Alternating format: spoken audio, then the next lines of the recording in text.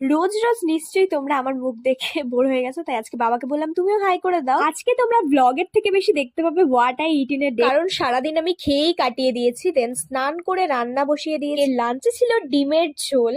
আর বসে বসে খাওয়া দাওয়ার পর আমি এডিট করছিলাম, তখনই ফোন করলো পল্লবী, বললো যে আমি আসছি। তো আমি লেংড়িটাকে রিসিভ করতে চলে গেছি দৌড়ে দৌড়ে। তারপর শুনি বান্ধবী নাকি ভুরু প্লাক করতে আসছে আমাদের বাড়িতে, মানে আমাদের বাড়ির থেকে পার্লারটা সামনে, তাই আমাকে নিয়ে যাবে। তো কি আর করার, চলে আসলাম পার্লারে। এই যে ভ্রু প্লাক করছে আমার বান্ধবী।